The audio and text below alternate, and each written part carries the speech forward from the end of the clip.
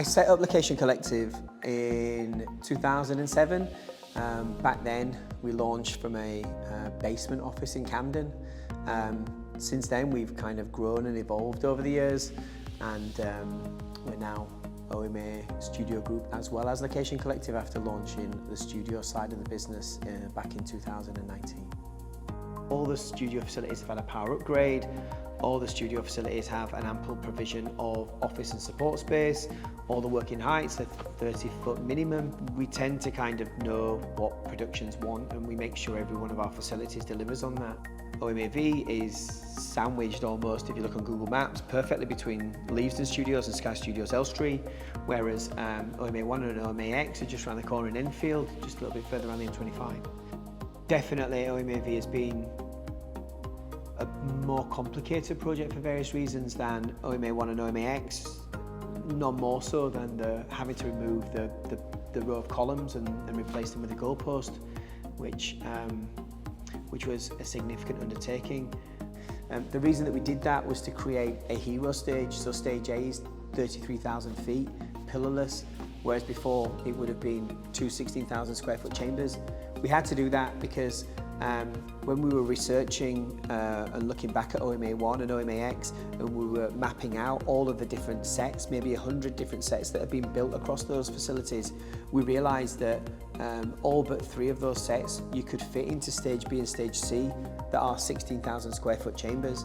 But those 3 sets on those shows were the hero sets, and the main reason that those shows chose to come to OMA1 and OMAX.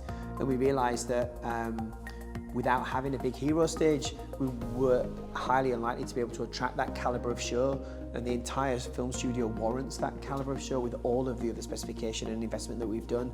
So from very early on, we made the decision to remove those 9 columns and instead create a goalpost which goes up 10 metres, across 60 metres, and then down, piled 22 metres into the ground.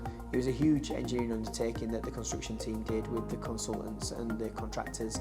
They did an incredible job, and I guess the proof is in the pudding in that the show that is going to be the first big show that's come here. They're coming here primarily to build a big set in that big stage that would have been impossible without the removal of those columns.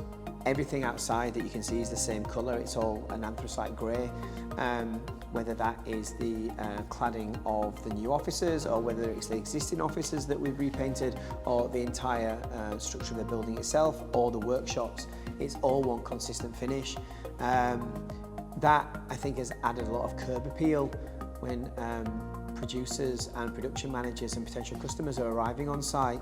You can tell when they drive into the facility and they see it, they're impressed, and that's really warranted, because you know, when you're spending millions of pounds inside of a building to kind of create high-level specification studio facilities, the last thing that you want is for people to kind of arrive on site and look at the facility and feel underwhelmed.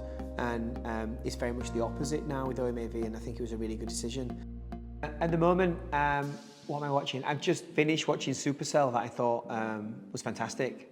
That was very, very good television. And then, yeah, I'm watching Young Sheldon with my daughter. And then, just before bed, watch Brooklyn Nine-Nine.